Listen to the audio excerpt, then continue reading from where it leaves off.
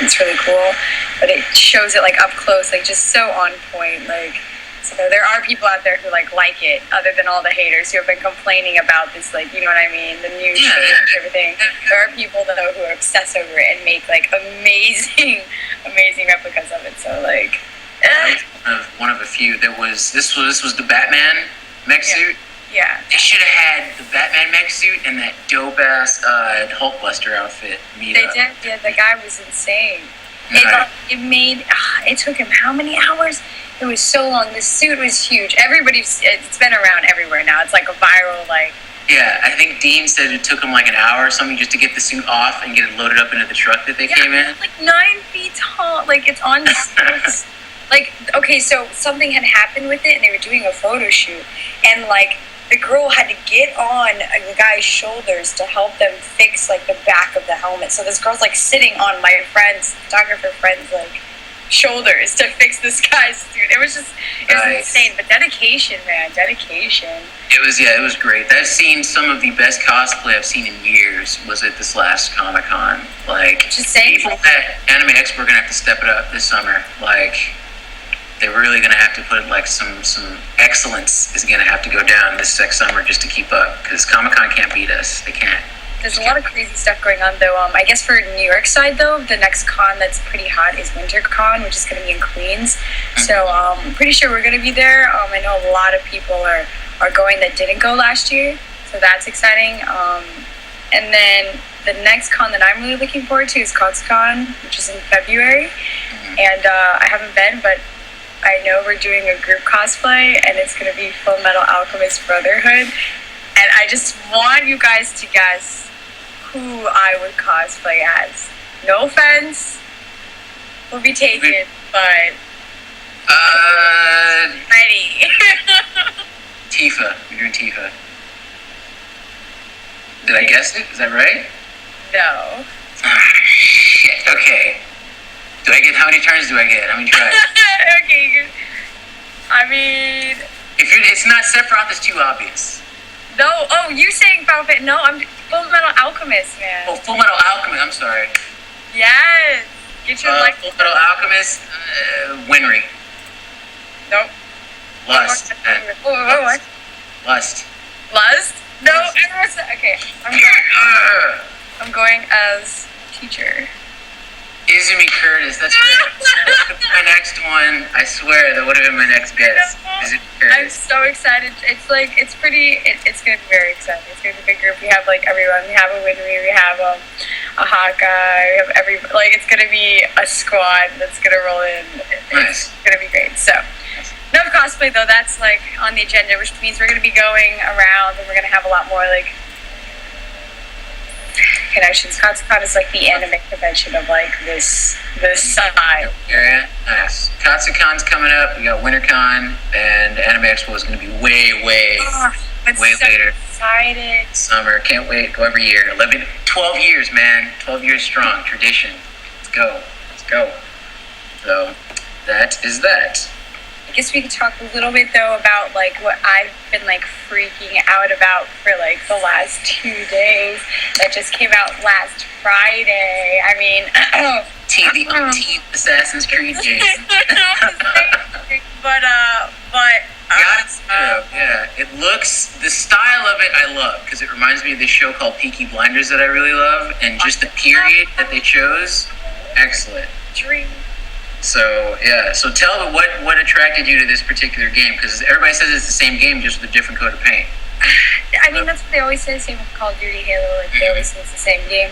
But personally, I love the overarching story, and I even like the games that people consider bad Assassin's Creeds. Even though there are a lot of flaws in like gameplay elements or things like that, the story is just so enticing to me, and it seems to just continue, and there's little nuances throughout everything if you really dive into it and do all of the stuff. But art style wise, yes, I think this is going to be gorgeous. I love assassinations. Like sometimes they're just so they're just so beautiful.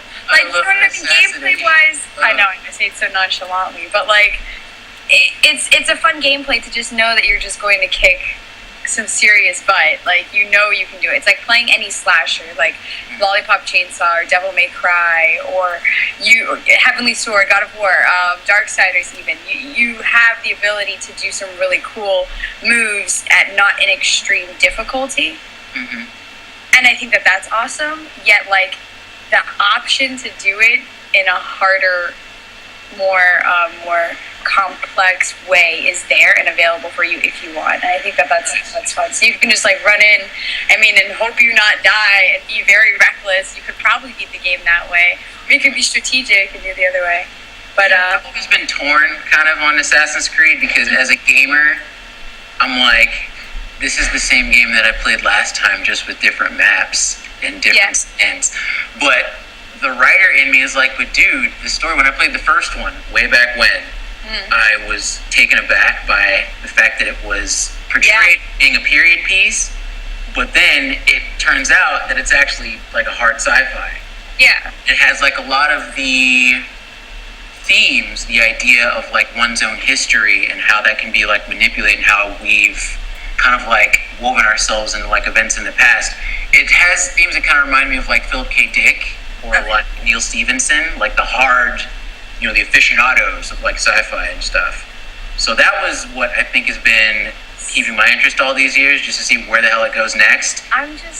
Okay. It does take a huge turn for the sci-fi within the last few ones, which is I'm crazy. Like Ascension, that show. Oh my gosh! If you haven't been watching, if you're a sci-fi fan.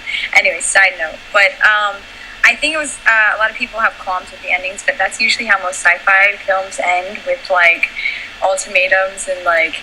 Sci-fi endings are either genius or just like uneventful. Yes. Yeah. So it was one of the other, and I get that. But then this new approach that they're doing, I don't know if you've played Unity. People have their problems with Unity, but the part in which you play in the present day is first person. It's and it has so many nuances of Mirror's Edge that I cry every time I have to play that portion, and I am just waiting for first person Assassin's Creed, like Mirror's Edge meets so Assassin's basically Creed. That's the next step. So I'm sitting here just like, I'm writing this out because I need to know the story. That sounds like Dishonored though. Like it was Dishonored. It's set in a weird. It's okay. Difficulty, like it was a pretty difficult game just because like. You can't. I wanted to be sneaky. Yeah, same here. I'm playing it and I'm like, dude, I can't get these stealth kills. I made one noise and I'm like, I got found out. That being said, if you're just trying to kill everyone, it's a pretty easy game. Yes. It's pretty straightforward. If you don't care about who you kill or how much noise you make, you can just rampage in each map and you're good to go. What I think the difference though, if they took this first person hardcore RPG route with the present day or whatever, when they get to Desmond time, whatever, post Desmond time. Yeah, we're gonna go eventually with that. Right? I think though that they'll do it differently because of the feeling that it has. Like Dishonored was like very dark and grimy and very steam. It was very steampunk, grim art type of shit. Realistic, which I'm gonna like really love. So. Yeah. So we'll see though. But I do like the sci-fi element, and I do like the period based in it. It kind of looks like a fake out for you. But yeah. No, I love it. That's the best part though. You don't understand. It's just so great. Like there's something about like connecting like with what did it for me was like connecting with heroes from history's past. Like, what are you? Oh yeah, making sense of the chronological order. I don't know. I just like beating down people. Like, part of me is just like, this is dope. Yo, I'm part of Revolution, yo. What y'all don't know is them Templars. Anyways, so speaking of hand-to-hand combat, so as many of you know, those of you who don't, you suck. And you need to catch up with the times. Netflix, they're basically doubling down and gearing up for their next wave of television shows, the streaming shows, particularly Marvel. The next one, Jessica Jones, just got a brand new trailer released, and it has everybody who didn't read the comic is flipping out over it, and those who did, they're just like, it's so, like, true to the source material, myself among them. An interesting thing that I noticed, because as you guys know, the Kristen Ritter, she's playing Jessica Jones. Mike Coulter, he was in some Halo thing that I've never watched. He's going to be Luke Cage. I know Also, yeah. Also in the cast is Carrie Ann Moss, who everybody who has ever seen The Matrix knows who Trinity is. She's going to be playing a character named Jaren Hogarth. And Jaren Hogarth in the comics is the attorney to the Rand family. And those of you who know who the Rand family is, they're these guys. Danny Rand, aka Iron Fist, that's how they're going to connect those two stories. I'm not sure what capacity Carrie Ann Moss is going to be in Jessica Jones, but since she's an attorney, I'm assuming she's going to be the one that gives Jessica Jones some sort of legal counsel or advice or whatever pertaining to the stuff that she gets in. But overall, the show looks like it's going to be great. The actors that they picked are phenomenal. I love all of them. And just how they've kind of connected the dots in chronological order and how like the worlds kind of like intersect, because it all takes place in New York. I think Marvel and Netflix have done a really great job. The writing for it is really clever. Beg your pardon? I said, don't forget the New York basing. Like it's the Triforce. It is Right. So you know what I mean? Like all these actors that are coming out of nowhere are just phenomenal, and then they bring all those like I wouldn't say A-listers, but iconic actors and actresses that we see. I think that's where I love that Marvel has never really. They haven't done the obvious safe choice when it comes to their casting. Yes. Pick an actor that people know of, kind of, but they're not just like a full-on A-lister. Oh, everyone knows who this is, and this is the obvious choice. Like how they're doing at. Well, I can't even say that's what they're doing at Warner Brothers, because they just pick A-list actors that everybody's just kind of like, huh?